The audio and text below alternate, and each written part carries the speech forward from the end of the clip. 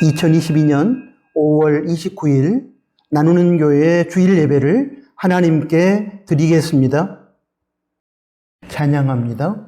21장, 새 찬송가도 21장입니다.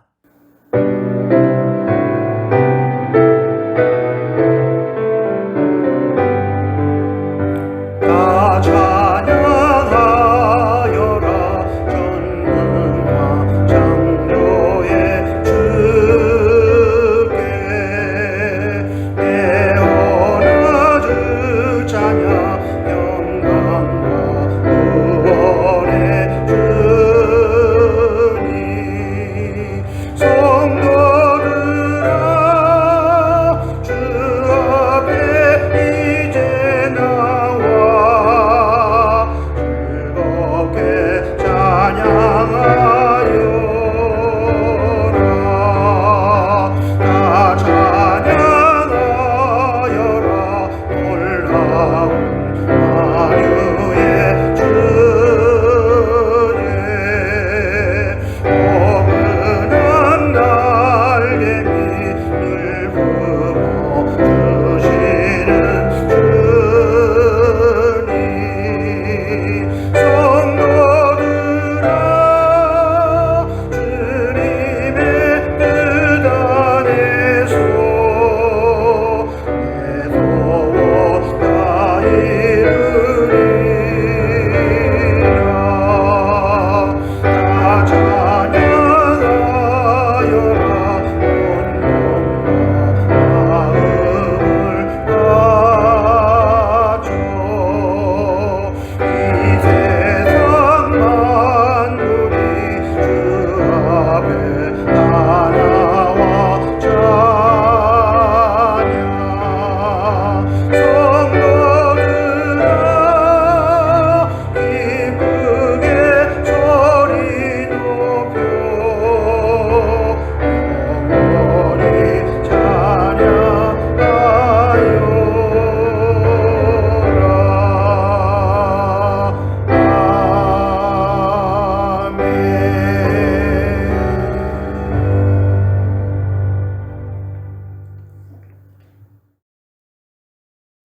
사도신경으로 신앙 고백을 드립니다.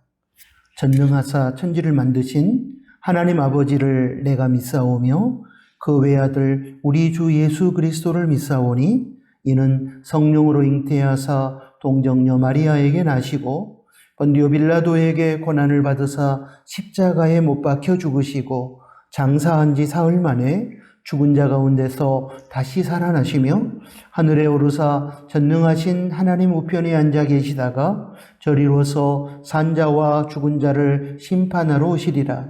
성령을 믿사오며 거룩한 공예와 성도가 서로 교통하는 것과 죄를 사하여 주시는 것과 몸이 다시 사는 것과 영원히 사는 것을 믿사옵나이다. 아멘. 예배를 위해서 기도하겠습니다. 하나님 아버지, 오늘 저희에게 5월 29일 주일 새 날을 열어주시고 생명을 연장시켜 주셨음에 감사드립니다. 또한 저희 나누는 공동체 지체들이 함께 모여 성삼위 하나님께 예배드릴 수 있는 마음과 여건을 허락해 주셨음에 감사를 드립니다. 특별히 가정의 달 5월을 마무리하면서 하나님께서 성도의 가정에 함께 하시며 가족이라는 이름으로 서로 위하여 기도하며 사랑하며 기쁨과 슬픔을 함께 나누게 하여 주셨음에 고맙습니다. 이제 며칠 후에 저희는 새로운 달 6월을 살아가게 됩니다. 감사함으로 맞이하며 믿음으로 살아낼 수 있도록 하나님께서 저희와 동행하여 주실 줄로 믿습니다. 지난 한 주간 가정과 학교와 일터와 교회에서 주님의 뜻을 받들지 못하고 세상을 따라 살았던 삶이 있었습니다. 인정하고 회개합니다. 용서하여 주시고 시간이 흘러갈수록 저희의 신앙을 성숙케 하여 주셔서 죄와 싸워 이기는 자들이 되게 하여 주십시오. 하나님 아버지, 많은 사람들이 선한 자가 고통받고 악한 자가 승승장구하는 모습을 보면서 낙심하며 절망하고 있습니다. 이런 세상에서 저희가 오직 하나님만을 바라봄으로 아버지 하나님, 이 절망의 상황들을 이기게 하여 주시기를 소원합니다. 하나님의 섭리 안에서 결국은 선한 자가 승리하고 악한 자가 망한다는 성경 말씀이 이루어짐을 우리의 눈으로 보게 하여 주십시오. 미움의 세상에 사랑의 물길이 타오르게 하시고 불의의 세상에 정의가 물처럼 흐르게 하여 주시고 거짓의 세상에 진실이 빛나게 하여 주시고 다툼과 전쟁의 세상에 평화가 충만하며 불평과 원망의 마음과 입술마다 감사가 넘쳐나게 하여 주시고 슬픔의 세상에 기쁨이 충만하게 하여 주시기를 희망합니다. 하나님 나라의 교두보인 이 땅의 교회 공동체와 성도들을 깨워주십시오. 타락함과 비겁함과 무기력함의 자리를 박차고 일어날 수 있도록 도와주십시오. 그리하여 이 땅에 하나님께서 다스리시고 하나님께서 영광을 받으시며 하나님 안에서 이 땅의 사람들이 행복할 수 있는 하나님 나라가 확장되게 하여 주십시오.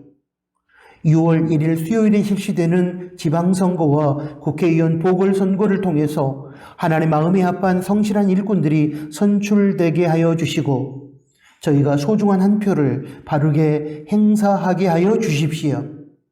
하나님 아버지, 저희 나누는 공동체가 이제는 비대면 예배의 자리에서 대면 예배의 자리로 나와 온전히 공동체 예배를 회복하기를 소원합니다.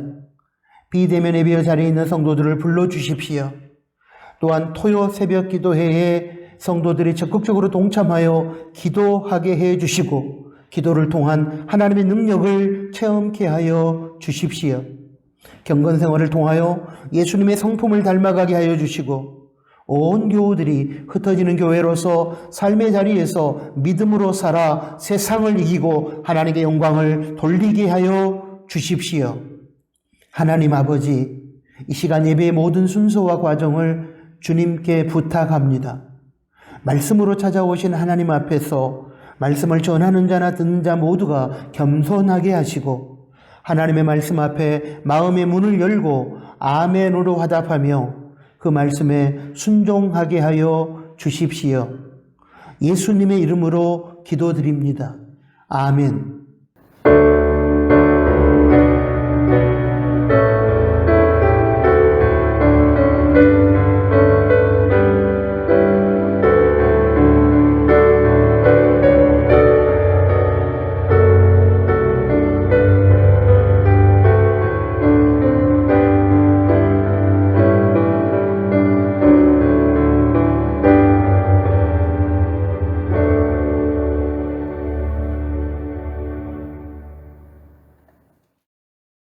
하나님께 봉헌 드리겠습니다. 하나님의 것은 하나님께 돌려드려야 하고 또한 하나님의 것을 맡아 관리하는 중에 하나님께서 원하시면 언제든지 하나님 나라를 위하여 기쁨으로 내어드려야 합니다. 왜냐하면 하나님은 주인이시고 우리는 하나님의 것을 맡아 관리하는 청지기이기 때문입니다. 이런 차원에서 우리는 청지기로서 정직한 11조를 드리며 또한 하나님께서 원하시는 사역을 위하여 다양한 목적의 헌금을 하나님께 드리는 것입니다. 이처럼 하나님의 주인 되심을 인정하고 인간의 청지기됨을 선포하는 실체적 행위가 봉헌입니다. 봉헌의 시간을 통하여 주인 되신 하나님께서 영광을 받으시고 하나님의 나라가 확장될 것이며 하나님의 선한 뜻이 이 땅에서 이루어질 것입니다. 기도합니다. 하나님 아버지, 이 시간 하나님의 주인 되심과 저희의 청지기됨을 인정하며 정직한 11조와 하나님 나라 확장을 위한 목적의 다양한 예물을 드립니다. 기쁘게 받아주시고 예물이 사용되는 곳에 하나님의 생명의 역사가 나타나며 그로 인하여 하나님의 영광이 선포되며 또한 하나님의 은혜가 필요한 이 땅의 사람들이 하나님의 존재와 사랑을 경험하는 소중한 기회가 되게 하여 주십시오. 드리는 성도의 삶에 하늘의 평강과 기쁨을 허락하시며 그들의 일상에 영육간의 풍성한 복을 받게 하여 주십시오. 그리고 받은 복을 누릴 뿐만 아니라 베풀고 나누며 살게 하여 주십시오. 삶 속에서 매 순간 하나님의 은혜를 기억하며 감사로 예물을 드릴 때에 성도의 가정과 일터와 직장을 붙들어 주시고 날마다 천국을 누리며 살게 하여 주십시오. 일용할 양식을 제공하여 주시되 그로 인하여 감사하며 자족하며 살게 하여 주십시오. 예수님의 이름으로 기도합니다. 아멘. 코이노니아 시간입니다. 함께 예배드린 교우들과 먼저 인사 나누겠습니다. 샬롬, 주님의 평화가 함께 하기를 소원합니다. 감사합니다. 고맙습니다. 마지막으로 사랑합니다로 인사하겠습니다. 사랑합니다. 주님 안에서 주님의 이름으로 사랑합니다. 가정의 달 5월 마무리 잘 하시고 새로운 달 6월에 감사하며 믿음으로 살아가시길 기도합니다. 나누는 교회 예배와 교회 생활 회복은 추이를 지켜보며 점진적이고 단계적으로 이루어 가도록 하겠습니다. 가장 우선적으로 회복해야 할 것은 비대면 예배 자리에서 대면 예배 자리로 나오는 것입니다. 유념해 주시기 바랍니다. 토요일 나눔터 새벽 기도회를 실시하고 있습니다. 6월 4일 토요일은 사라 나눔터와 리브거 나눔터 주관으로 예배당에서 새벽 5시에 새벽 기도회를 갖습니다. 주간 나눔터와 상관없이 모든 교우들께서 참석해 주시기를 바랍니다. 계속해서 경건생활, 성경 읽기, 가정 새벽 기도, 가족 그리고 나눔터 천국의 식탁에 최선으로 임해 주시기를 부탁합니다. 나누는 가족 성경 읽기 본문은 오늘 5월 29일 주일 현재 시편 143편입니다. 읽고 묵상한 내용은 온라인 나눔터에서 나눔원들끼리 나누시기 바랍니다. 오늘 주일 낮 예배 후 한정민 집사 가정 이사 감사 예배를 드립니다. 마리아 나눔터 식구들 참석해 주시기를 바랍니다. 러시아의 우크라이나를 향한 침략 전쟁이 그치며 분쟁 지역마다 주님의 평화가 임할 수 있도록 여러분 기도해 주시면 고맙겠습니다. 다음 세대를 위한 기도는 영상 그림 자료를 보시고 위에서 기도해 주시기를 부탁합니다. 오늘 코이노니아는 여기까지입니다. 하나님의 말씀을 봉독합니다. 사무엘상 1장 9절부터 18절까지 보겠습니다.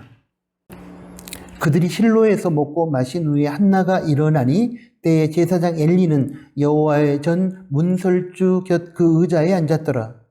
한나가 마음이 괴로워서 여호와께 기도하고 통곡하며 서원하여 가로되 만군의 여호와여 만일 주의 여종의 고통을 돌아보시고 나를 생각하시고 주의 여종을 잊지 아니하사 아들을 주시면 내가 그의 평생에 그를 여호와께 드리고 삭도를 그 머리에 대지 아니하겠나이다. 그가 여호와 앞에 오래 기도하는 동안에 엘리가 그의 입을 주목한즉 한나가 속으로 말하며 입술만 동하고 음성은 들리지 아니하므로 엘리는 그가 취한 줄로 생각한지라. 엘리가 그에게 이르되 네가 언제까지 취하여 있겠느냐 포도주를 끊으라. 한나가 대답하여 가로되 나의 주여 그렇지 아니하니이다. 나는 마음이 슬픈 여자라 포도주나 독주를 마신 것이 아니요 여호와 앞에 나의 심정을 통한 것뿐이오니 당신의 여종을 악한 여자로 여기지 마옵소서. 내가 지금까지 말한 것은 나의 온통함과 격동됨이 많음을 인함이니이다. 엘리가 대답하여 가로되 평안히 가라. 이스라엘의 하나님이 너의 기도하여 구한 것을 허락하시기를 원하노라. 가로되 당신의 여종이 당신께 은혜 입기를 원하나이다 하고 가서 먹고 얼굴에 다시는 수색이 없으니라. 아멘. 방금 봉독한 말씀을 중심으로 해서 특별히 사무엘상 1장 전체 말씀을 통해서 오늘은 만남이라는 제목으로 우리에게 들려주시는 하나님의 말씀을 받겠습니다. 사랑하는 교우 여러분, 인생의 승패를 결정하는 중요한 단어를 하나 소개하면서 오늘 설교를 시작하고 싶습니다. 바로 만남이라는 단어입니다.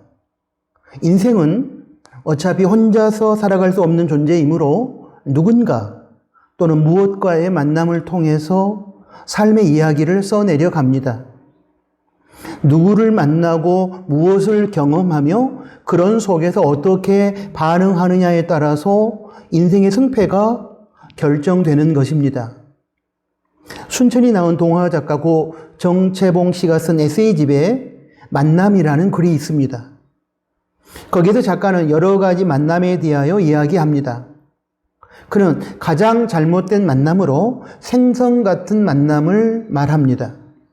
그 만남은 만날수록 비린내가 묻어나기 때문입니다. 다음으로 가장 조심해야 할 만남으로 꽃송이 같은 만남을 말합니다. 그 만남은 꽃이 피어 있을 때에는 환호하지만 시들게 되면 버리기 때문입니다. 가장 시간이 아까운 만남으로 지우개 같은 만남을 이야기합니다. 금방의 만남이 순식간에 지워져 버리기 때문입니다. 그렇다면 작가는 가장 아름다운 만남으로 어떤 만남을 언급했을까요? 그것은 손수건과 같은 만남입니다. 손수건과 같은 만남은 힘이 들 때는 땀을 닦아주고 슬플 때에는 눈물을 닦아주기 때문입니다. 사랑하는 교우 여러분, 우리가 예전에 만났던 만남들 한번 떠올려 보시기를 바랍니다. 어떤 만남이었나요? 그리고 지금의 만남을 한번 또 생각해 보십시오. 어떤 성격의 만남을 갖고 계십니까? 우리는 누군가에게 어떤 의미의 만남으로 다가갈 수 있을까요? 만남은 인생의 승리와 실패를 결정한다고 말씀을 드렸습니다. 만남은 인생의 행복과 불행을 결정합니다. 어떤 만남이냐에 따라서 지금의 만남을 어떻게 풀어가느냐에 따라서 인생의 질과 색깔이 그리고 결과가 달라집니다. 그러므로 우리는 특별히 만남의 복에 대하여 기도해야 할 것입니다. 오늘 본문에서 저는 만남이라는 주제로 우리에게 찾아오시는 하나님을 소개하려고 합니다. 오늘 본문 말씀에서 보면 사무엘의 어머니 한나는 남편 엘가나의 사랑을 받았지만 자식이 없어서 엘가나의 저 분인나로부터 무시를 당하고 핍박을 당했습니다. 그래서 슬프고 아픈 마음을 가지고 성전에 올라가 하나님 앞에서 울고 하소연하면서 기도합니다. 그리고 마침내 위대한 선지자 사무엘을 하나님의 은혜로 얻고 그 아들을 하나님께 드리고 성전에서 키우게 됩니다. 이것이 사무엘상 1장의 요약 내용입니다. 저는 여기서 한나라는 여인의 여러 만남에 대해서 주목합니다. 한나가 그 만남들에 대하여 어떻게 반응했으며 그 만남들을 어떻게 풀어갔는지에 대하여 주목할 필요가 있다고 저는 생각합니다. 먼저 하나님과의 만남입니다. 인간과 신의 만남입니다. 이것은 인간 실존의 가장 근본적인 만남입니다. 하나님과의 만남이 있기 전까지의 인간끼리의 만남은 진정한 의미의 평안과 행복을 가져다 줄 수 없습니다. 사도 바울은 다메섹 도상에서 부활의 예수님을 만나고 그 삶 자체가 바뀌었습니다. 모세는 그의 나이 80세에 호렙산 떨긴 나무 불꽃 속에서 하나님을 만나고 출애굽의 사명을 감당하는 삶으로 인생이 바뀌었습니다. 17세기 프랑스의 수학자요, 물리학자요, 철학자요, 종교사상가였던 파스칼은 젊은 날에 영적, 정신적 방황과 번뇌로 숱한 불면의 밤을 보낸 후 마침내 살아계신 하나님을 만나고 이런 글을 남겼습니다. 수학자의 신이 아니었고 철학자의 신이 아니었다. 아브라함의 하나님이요 이삭의 하나님이요 야곱의 하나님이었다. 그리고 나의 하나님이었다. 내가 하나님을 찾았을 때에는 하나님은 숨어버리시더니 내가 하나님 앞에 엎드릴 때에 하나님은 나를 품어주셨다. 아, 이 감격, 이 감동. 파스칼은 자신의 삶 전체를 자신이 만난 살아계신 하나님께 걸었고 그래서 세상에서 의미 있는 인생을 살았으며 그 결과 인류에게 지대한 공헌을 남겼습니다. 그렇습니다. 이처럼 하나님은 인격적으로 만나야만 인간의 참된 평안과 자유를 누리며 행복할 수 있습니다. 이 세상에서 의미 있는 삶을 살아갈 수 있습니다. 누군가를 위해 섬기는 삶을 살아갈 수 있습니다. 왜냐하면 진실하시고 성실하시며 우리를 사랑하시고 전능하시며 영원하신 하나님께서는 우리가 하나님을 만나서 진실한 교제를 하면 하나님의 은혜로운 세계를 경험하도록 하여 주시고 우리를 통하여 인류를 위해 기여할 수 있는 하나님의 선한 역사를 이루어 가시기 때문입니다. 한나는 분인나로부터 무시를 당하고 핍박을 당하여 마음이 찢어질 때에 사람을 찾아가지 않았고 영원하신 하나님께로 나아가 하나님과의 기도를 통한 만남 속에서 하나님께 모든 것을 맡겨드렸습니다. 그녀는 하나님과의 만남 속에서 위로를 받았고 결국 하나님으로부터 믿음의 아들 사무엘을 선물로 받고 자신의 모든 슬픔을 날려보냈습니다. 그리고 그렇게 태어난 사무엘 선지자는 이스라엘과 더 나아가 오늘 우리 믿음의 후배들에게 선한 영향력을 끼쳤습니다. 따지고 보면 이런 모든 결과가 한나의 간절한 기도를 통한 하나님과의 진실한 만남을 통해서 이루어진 것입니다. 요한복음 4장의 말씀을 보면 새로운 남자들을 바꿔가면서 만났지만 그 남자들로부터 인생의 만족을 얻지 못했던 한 여인이 수가성 우물가에서 예수님과의 만남을 통해 참된 인생의 길을 찾고 영원한 만족을 얻은 이야기가 기록되어 있습니다.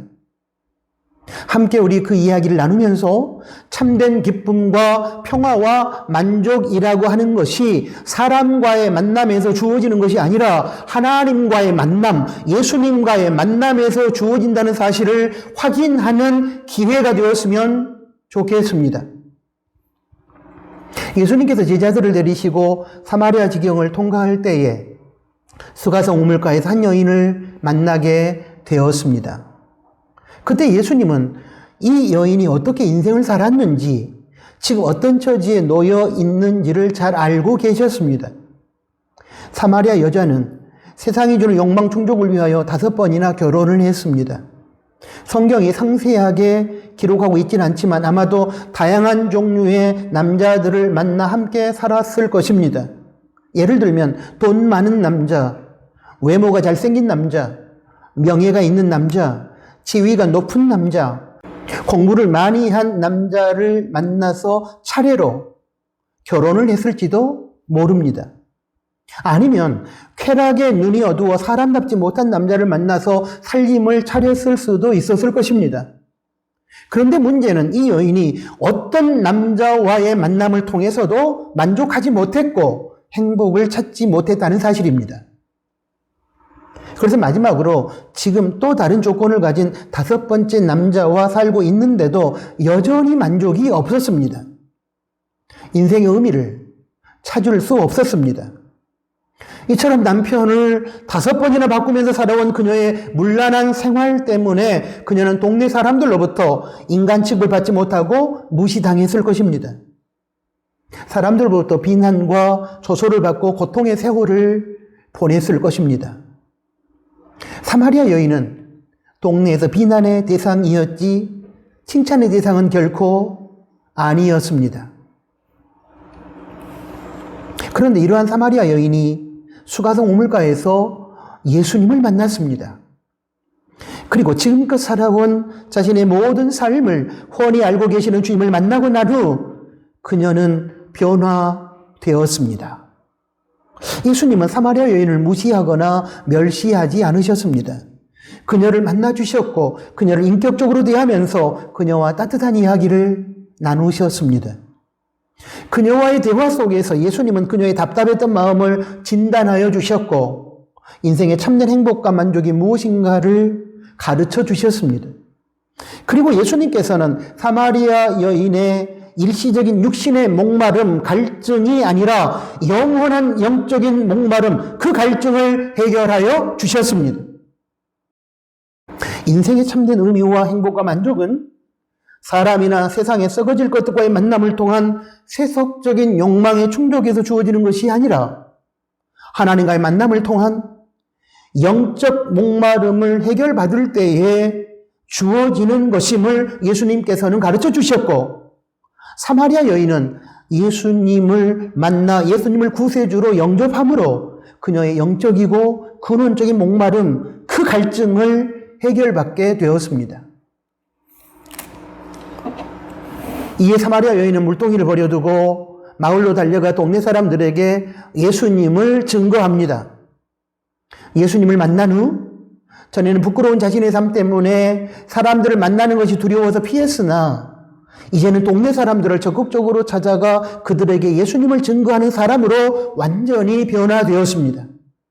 요한복음 4장 29절부터 30절까지 말씀입니다. 나의 행한 모든 일을 내게 말한 사람을 와서 보라. 이는 그리스도가 아니냐 하니 저희가 동네에서 나와 예수께로 오더라. 아멘. 예수님은 사마리아 여인의 모든 부끄럽고 치욕스러운 인생을 다 알고 계셨습니다. 여인은 예수님 앞에서 진실했습니다. 그녀의 부끄러운 삶을 감추지 않았습니다. 솔직했습니다.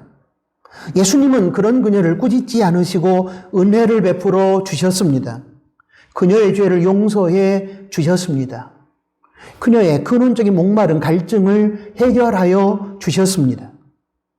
그녀에게 인생의 참된 행복과 만족을 주셨습니다. 그녀는 그동안 5명의 남자를 만나 바꿔가면서 살았지만 결코 얻을 수 없었던 인생의 참된 평안과 행복을 수가성 우물가에서 예수님을 만난 이후로 비로소 발견하고 찾고 얻게 된 것입니다.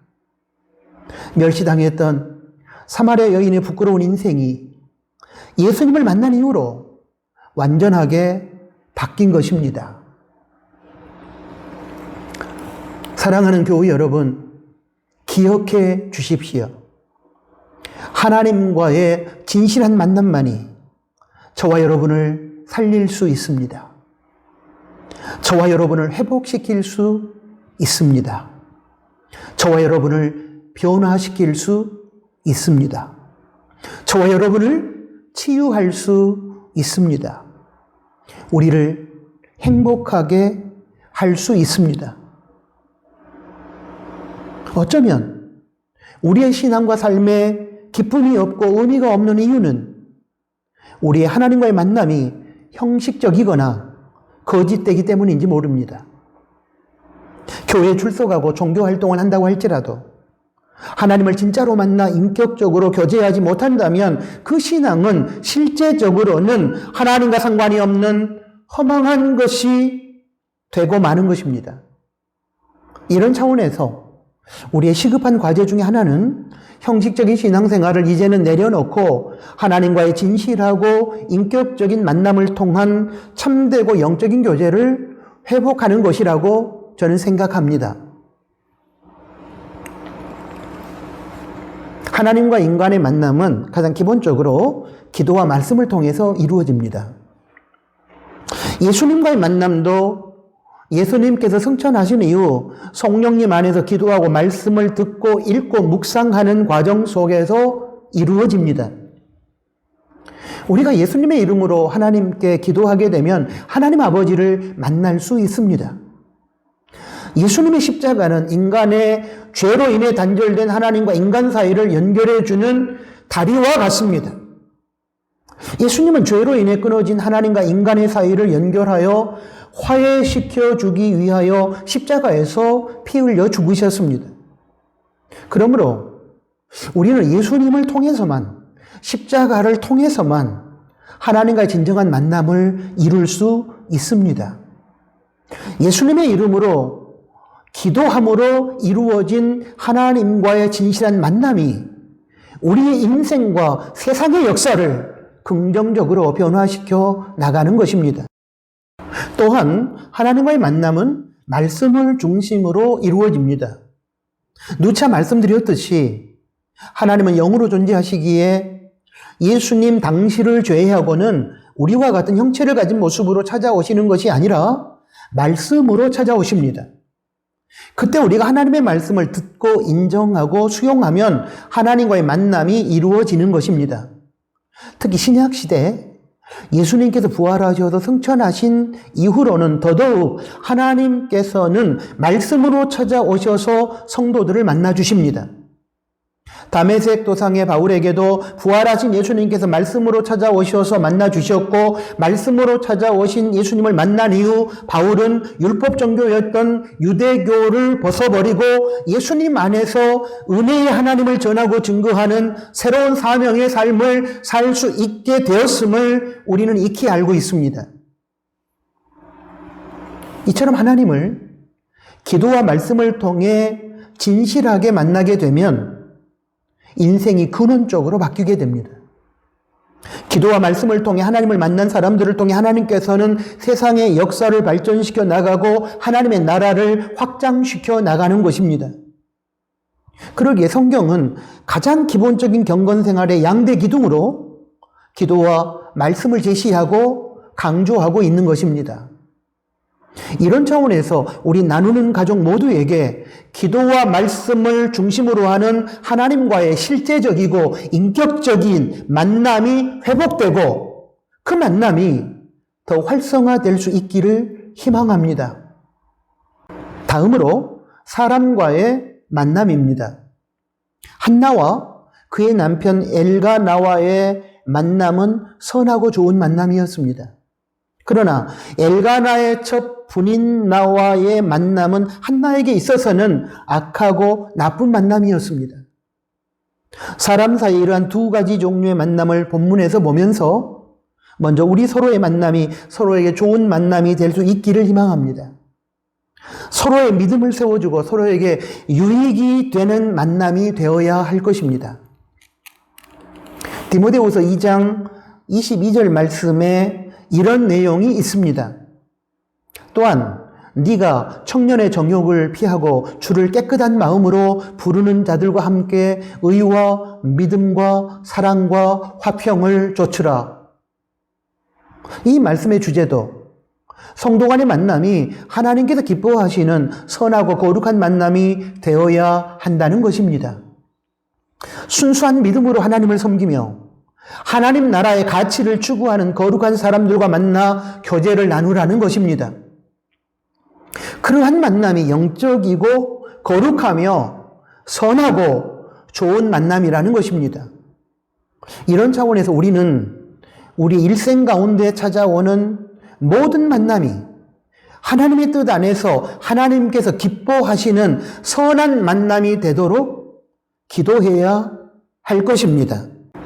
그런데 오늘날 우리의 고민은 이것입니다. 안타깝게도 상당히 많은 우리의 만남이 악하거나 좋지 않은 만남이라는 것입니다.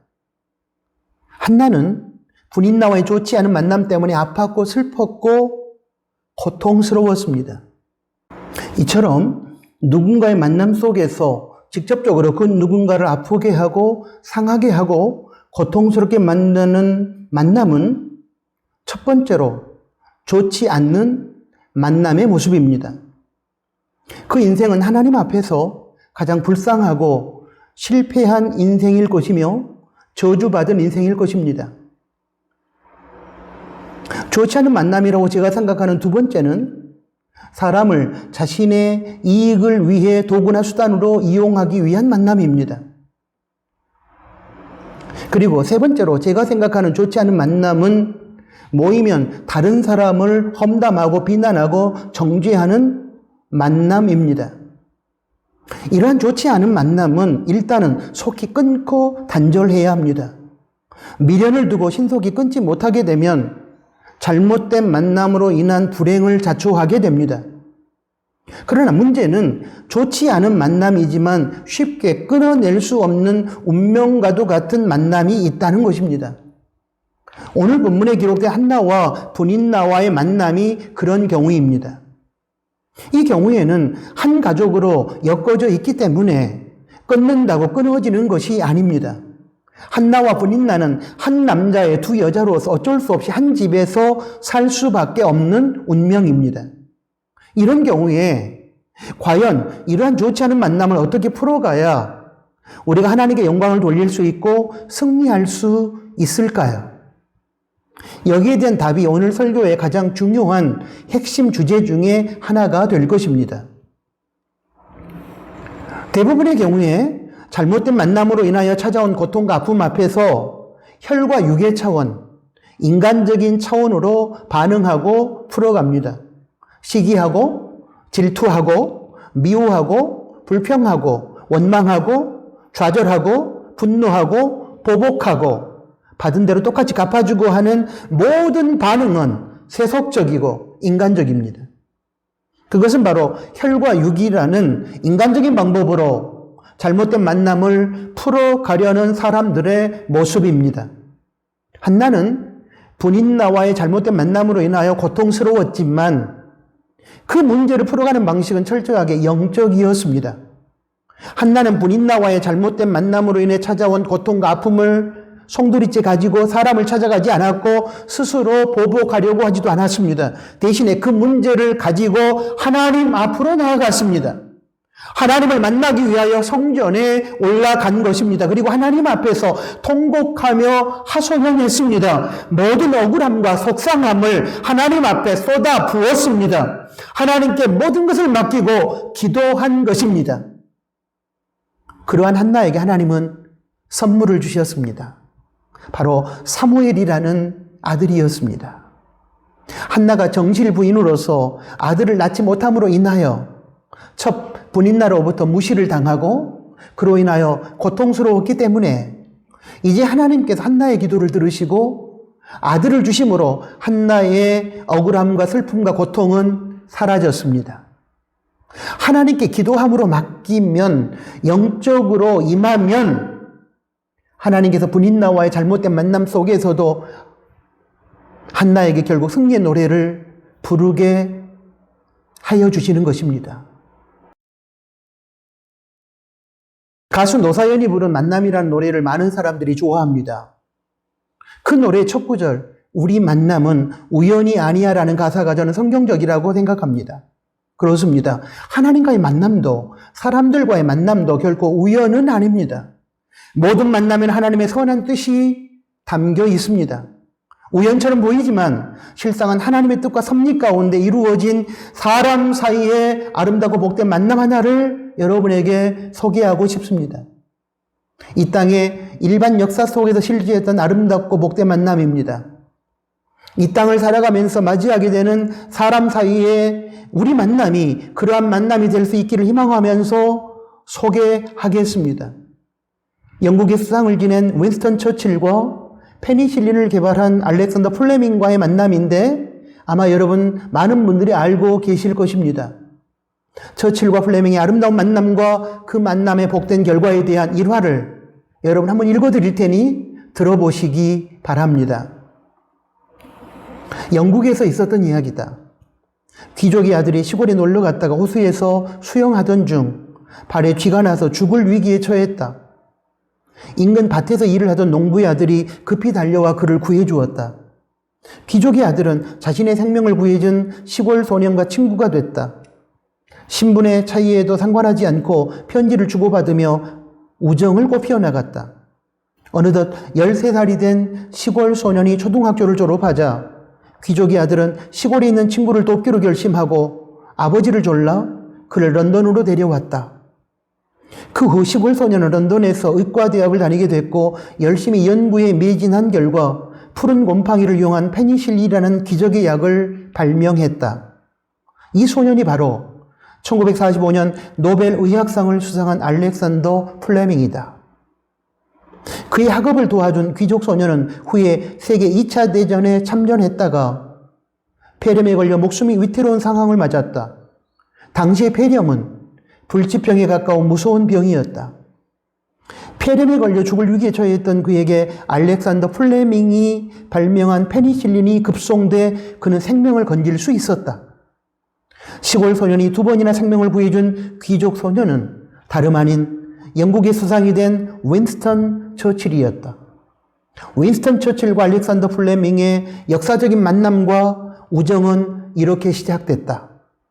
어릴 때 예상치 못한 기회로 맺은 우정이 평생 동안 계속되면서 이들의 삶에 빛과 생명을 주었을 뿐만 아니라 한 사람은 의학자로 전 인류를 질병으로부터 구하게 됐고 또 한 사람은 위대한 정치가로 세계 2차 대전을 연합군의 승리로 이끌었다.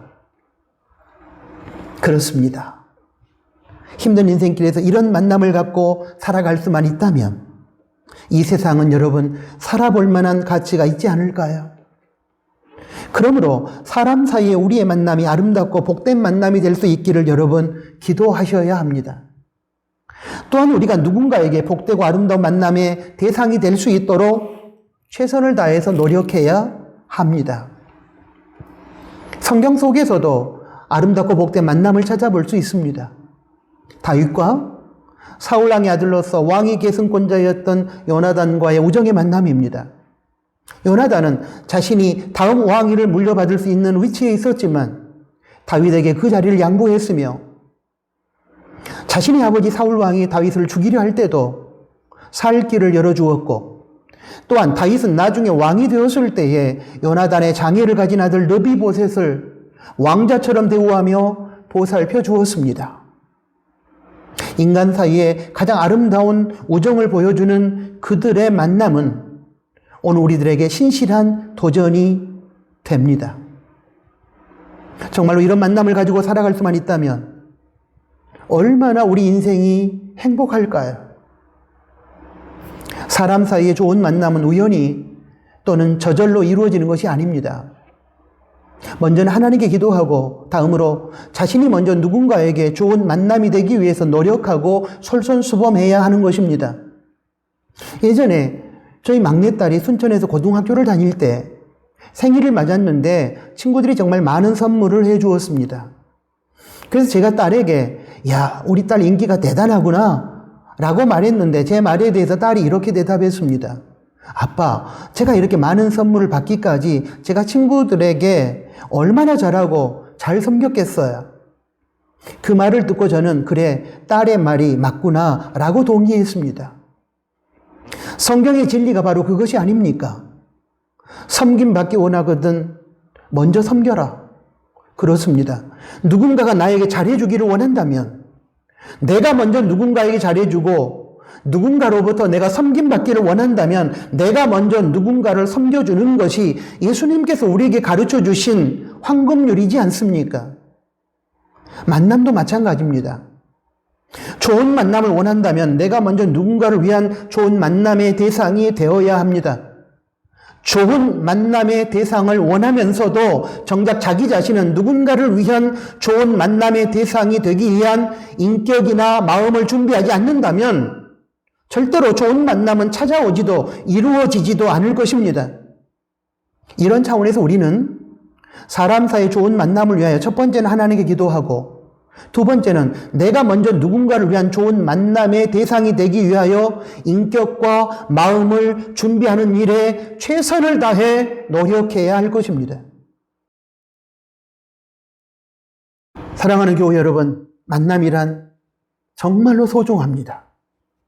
한 사람을 근본적으로 바꾸는 계기가 될 수 있기 때문입니다. 하나님과 인격적인 만남으로 참된 평안과 자유와 행복의 세계를 경험할 수 있기를 바랍니다. 앞에서 소개한 수가성의 사마리아 여인의 경우에서도 보았듯이 하나님과 인격적 만남이 있기 전까지는 우리는 진정으로 행복해질 수도 없고 영혼의 만족도 없기 때문입니다. 또한 사람과의 좋은 만남을 위해 기도하시기 바랍니다. 서로의 믿음을 세워주며 서로에게 선한 영향력을 끼치는 아름답고 복된 만남이 만들어지도록 노력하십시오. 좋지 못한 만남은 신속하게 끊으십시오. 그러나 끊을 수 없는 운명적인 것이라면 인간적이고 세속적인 차원으로 풀어가지 마시고 기도하며 말씀의 인도를 받으면서 철저하게 영적으로 풀어가시기 바랍니다. 그래야만 잘못된 만남 속에서도 하나님이 부여하시는 승리하는 인생을 맞이하게 될 것입니다. 우리가 살아가면서 맞이하는 모든 만남이 아름답고 복된 만남이 될 수 있기를 축복합니다. 아멘. 하나님 아버지 고맙습니다. 오늘 말씀을 통하여 사무엘의 어머니 한나가 여러 가지 만남 속에서 아버지 하나님 여러 인생을 경험했음을 우리는 배웠습니다. 아버지 하나님, 하나님과의 만남을 회복하는 저희가 되게 하여 주십시오. 사람들과의 좋은 만남을 유지하게 하여 주십시오. 누군가가 나의 좋은 만남의 대상이 되어달라고 기도하기 전에 우리가 누군가의 좋은 만남의 대상이 될 수 있도록 하나님 도와주시기를 소원합니다. 기도와 말씀을 통한 하나님과의 만남을 회복함으로 하나님을 바로 알고 하나님의 성품을 닮아가는 저희가 되게 하여 주시고 누군가에게 좋은 만남이 대상이 되므로 하나님을 영화롭게 하고 우리가 속한 공동체를 아름답게 만들어가는 저희들이 되게 하여 주십시오. 하나님, 저희 사랑하는 나눔 교우들에게 만남의 복을 허락하여 주십시오. 예수님의 이름으로 기도합니다. 아멘. 하나님께 파송 찬양을 드리겠습니다. 주신 말씀을 기억하고 찬양을 드리겠습니다.